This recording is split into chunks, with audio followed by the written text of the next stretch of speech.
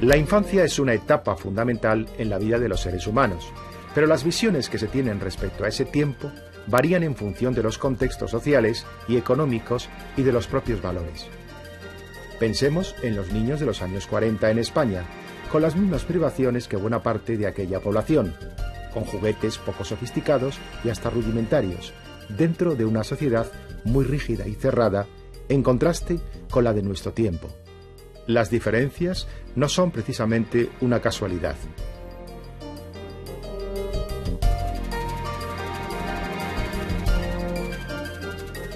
En España, los primeros programas infantiles se hacían en directo, con pequeños sketches e incluso payasos de un nivel que hoy calificaríamos de rudimentario. En los años 60 se producirían infantiles como Jardilín, donde se relataban cuentos con una técnica prácticamente radiofónica. Al principio estamos viendo niños en blanco y negro. Quiero esto decir que nos estamos refiriendo al comienzo de la televisión, balbuceante, con muy pocos medios, donde había un cuidado por el niño muy niño. Es decir, había mucho de didactismo, mucho de cuidado por el niño, más que ese espectáculo o esa mezcla entre didactismo y espectáculo que se está llevando ahora, ¿no? Son programas que acaban en IN, como Jardilín y otros muchos, es decir, que tienen ese énfasis en el infantilismo que corresponde también con la filosofía de la época. Es una época muy cerrada, muy autárquica, en que las corrientes exteriores no se ven aquí y se hace casi, yo diría, una televisión de colegio, muy respetable, pero en ese sentido de colegio, ¿no?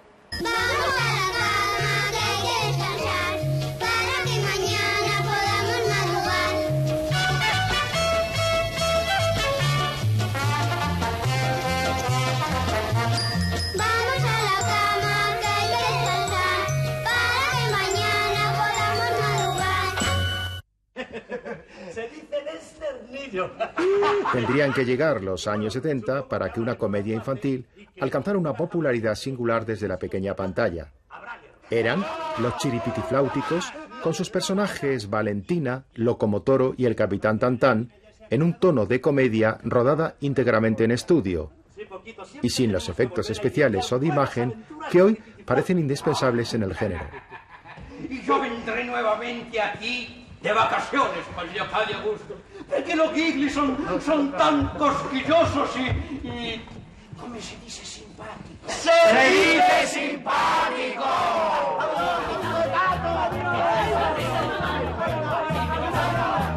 Es la sonrisa de mamá, chiripitifláutico, el gesto alegre del bebé.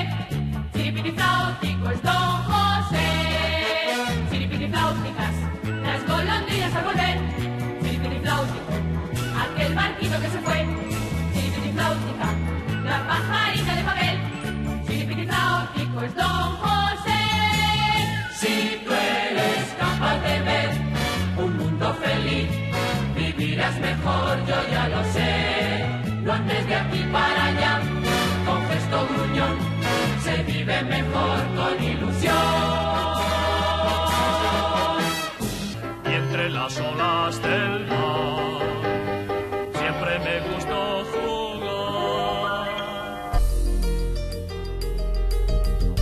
El programa estaba necesariamente ligado a las constantes de una época, los últimos años del franquismo, cuando ya la televisión en España llegaba a la mayor parte de los hogares. En ese tiempo, los espacios infantiles ocupaban la banda de programación de la tarde.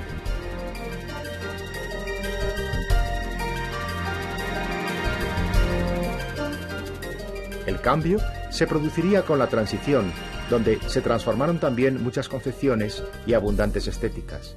El niño o la niña ya no se veían como una etapa de paréntesis, sino que los más pequeños podían ser contemplados como futuros ciudadanos. Los años 70, que empiezan, la televisión da un gran salto, empieza en blanco y negro y acabamos en color, que esto es importante porque lo infantil está siempre muy relacionado con el color.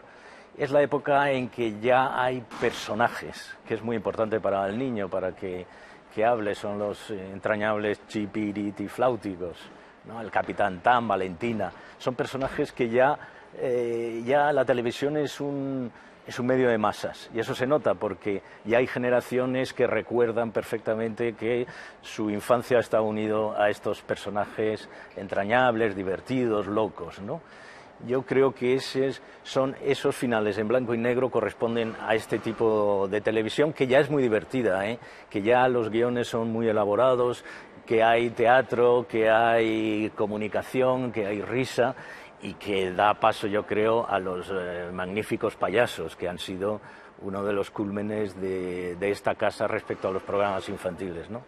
El Fofó y todos sus hermanos, que crearon escuela y que no solamente gustaban a los pequeños, sino que los mayores también se apuntaban a ese mundo de los payasos, ¿no?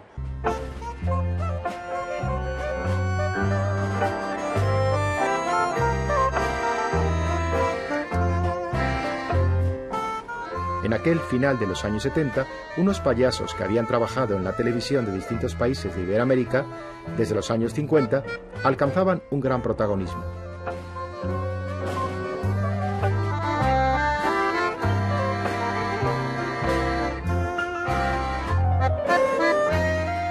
Eran los payasos de la tele, un espacio que se estructuraba como una velada en un circo en el que solo había payasos y dentro de él se relataban pequeños sketches en forma de comedia.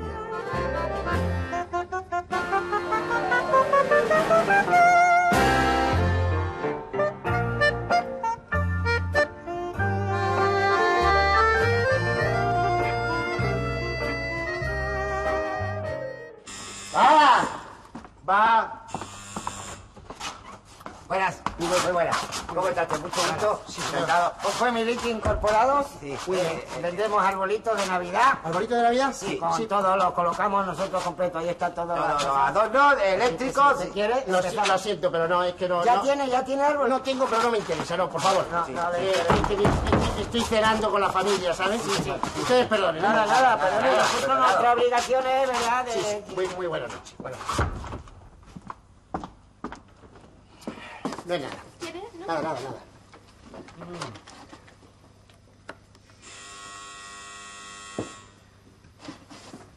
Bueno, tranquilo. Puede ser el cartero.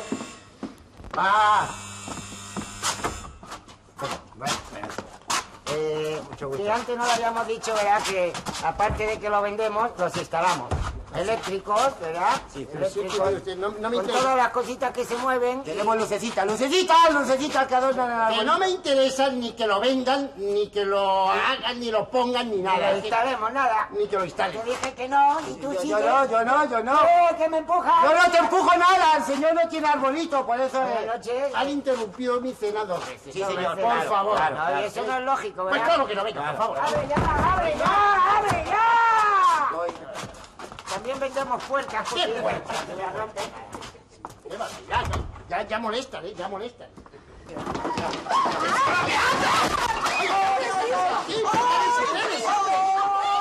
¡Abuelo! ¡Mira lo que han hecho con mi papá! ¡Papá! ¡Abuelo! ¿Qué hacen, hombre?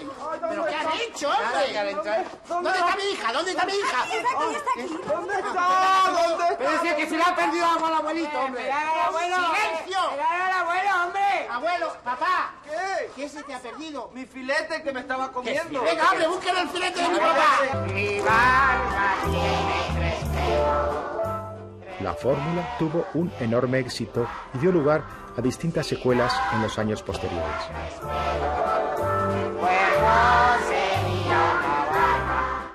Oye, hay que ver el sol, lo que hace estornudar, ¿eh? Menos mal que todos los días el sol se empieza a ocultar por la tarde. Y se oculta de esta manera. Vamos a verlo. Con el cambio de valores marcado por la transición y especialmente por las transformaciones de la España de los años 80, iban a empezar a caer muchos tabúes. En los cines desaparecía la censura y la responsabilidad sobre la presencia de los menores en las salas empezaría a depender de sus padres, tutores o responsables.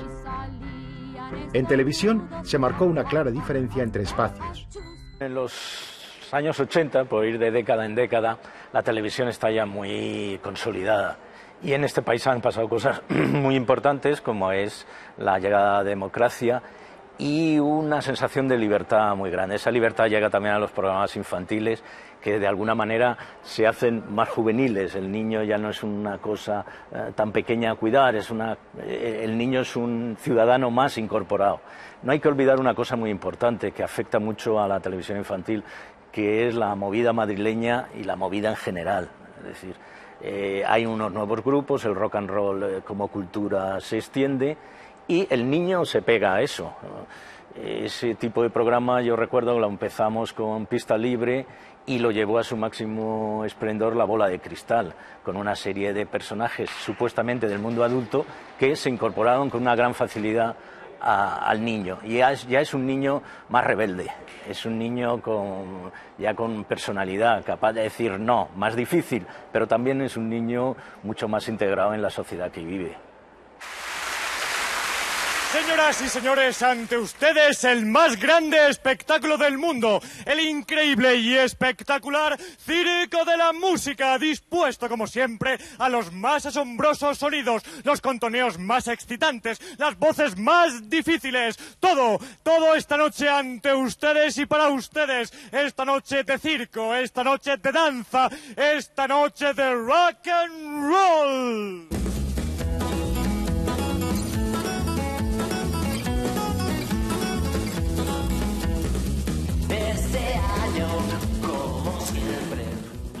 Estas son algunas de las canciones que La Bola de Cristal ha hecho a lo largo de estos años. Pero a partir de enero hay una novedad. Cambia nuestro estilo musical. Para trabajar, lo que a mí me gusta en realidad es vagabundear.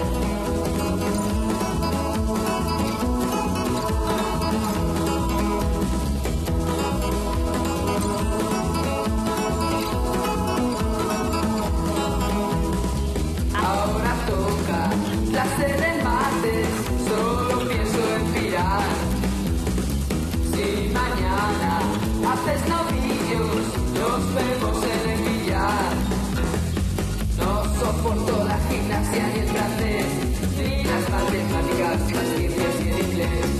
Lo que a mí me gusta en realidad es vagabundear.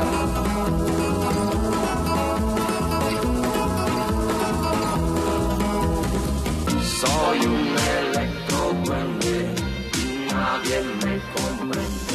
Mientras se ofrecían espacios de dibujos animados para los más pequeños, se empezaban a producir programas para adolescentes y jóvenes. Uno de los momentos más simbólicos del género lo constituyó la aparición de La Bola de Cristal, que es también el escaparate de toda una generación. En La Bola de Cristal había una estética muy definida, pero también una visión sobre la realidad muy concreta.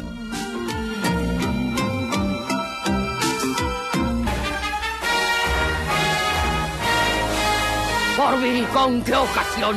Vamos a ver en acción a los más sorteras de la nación. ¡Que se aguante el telespectador! La mamá, la gélida muchachita y tía Gilita han formado un Montepío. Hollywood en comandita, ya no hay que decir ni pío. En adelante, los espacios infantiles y juveniles irán ganando en imaginación. Para los más pequeños, se desarrollaría una línea de espacios que vendrían a significar un claro aprendizaje personal y social, como las múltiples versiones producidas de un clásico como Barrio Sésamo. El programa no renunció a una clara intención educativa. Cuando hablamos de niños es muy difícil, porque no es lo mismo un niño de 4 o 5 años que uno de 8, de 12, preadolescente, adolescente, es un mundo muy cambiante. Pero lo que sí que aportó Barrio Sésamo es el cuidado, la mirada sobre el niño muy pequeño, el niño, digamos, de preescolar, ¿no?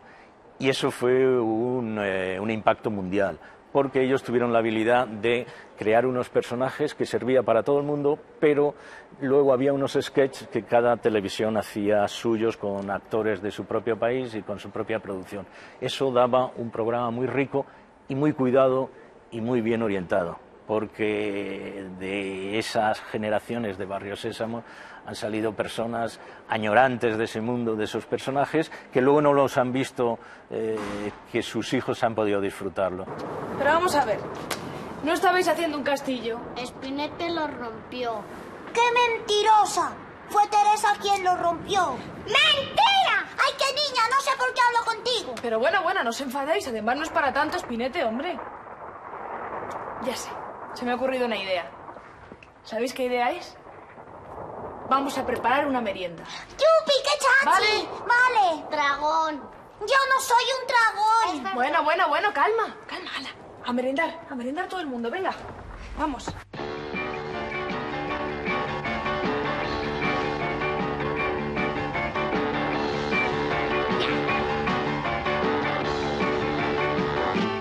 Voy arriba y tú abajo. Yo voy en línea recta y tú vas dando vueltas. Yo voy arriba y abajo y tú vas cruzada. Dime por qué siempre haces lo contrario de lo que hago yo. Si yo a izquierda, tú a derecha. Yo viajo por el día, tú en la noche confías. Y cuanto más yo me alejo, tú más cerca estás. Dime por qué siempre haces lo contrario que yo hago.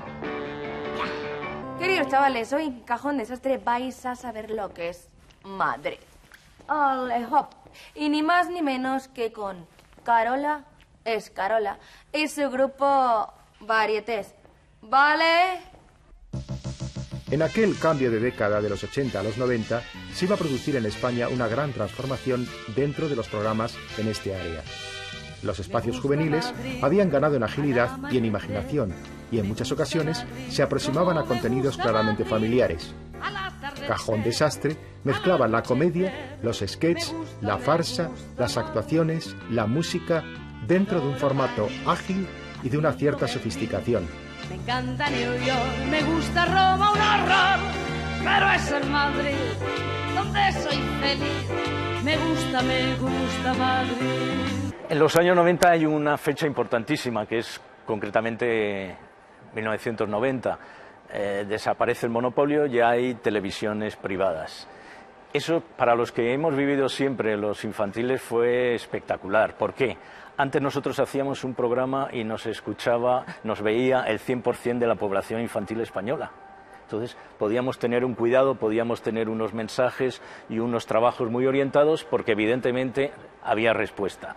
Con la llegada de los 90, el mundo de la televisión infantil pega un petardazo, si me lo permitís, y surge todo tipo de cuestiones. La televisión pública sigue manteniendo programas con una orientación muy especial, aunque sean juegos como Cajón Desastre o concursos de jugar, del tren, me acuerdo, el Supertren y un montón de cosas que tienen un objetivo, pero la televisión privada va, digamos, a buscar audiencia, y es cuando surgen todo ese tipo de series japonesas, series violentas, series sin mucho sentido, que en una etapa anterior nunca hubiéramos puesto en antena porque consideramos que no eran prudentes para los niños, ¿no?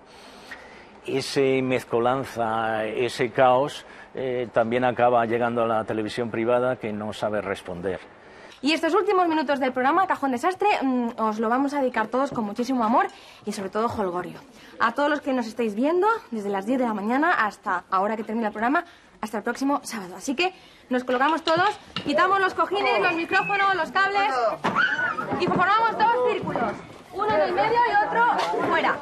Vamos a girar como locos, contando del 10 al 0, como todos sabéis. Podéis acompañarnos desde casa. ¿Preparados? ¿No tenemos obstáculos? Los del centro giran hacia la derecha y los de fuera hacia la izquierda. 1, 2 y 3. 10, 9, 8, 7, 6, 5, 4, 3, 2, 1. La llegada de la televisión privada haría que los espacios infantiles sufrieran una cierta regresión. Para empezar, el horario de tarde en el que tradicionalmente se venían emitiendo empezaba a destinarse a programas para otra clase de públicos. Aparecía, sin embargo, una modalidad que habría de tener buena aceptación en 1991 y 92, como serían los espacios de juegos en los que la participación parecía mucho más importante que los premios, contenido que les separaba nítidamente de los antiguos concursos. Entonces permitidme que me presente. Mi nombre es Gulliver, Majestad. Sin embargo, la década de los 90 habría de significar el práctico final de los programas infantiles. Para los niños se reservarían algunos reducidos espacios, casi guetos con dibujos animados, muchos de ellos procedentes de Extremo Oriente, y en algún caso con contenidos muy agresivos que habrían de dar lugar a muchas polémicas. Al mismo tiempo, se mantendrían ocasionalmente algunos espacios sobre materiales de las productoras clásicas del dibujo animado anglosajón, con algunos juegos o concursos para los más pequeños, pero sin la idea didáctica que estaba presente en la concepción general de los grandes clásicos del género, como fue Barrio Sésamo. En algunos casos, esos dibujos animados se aderezaban con peculiares presentaciones.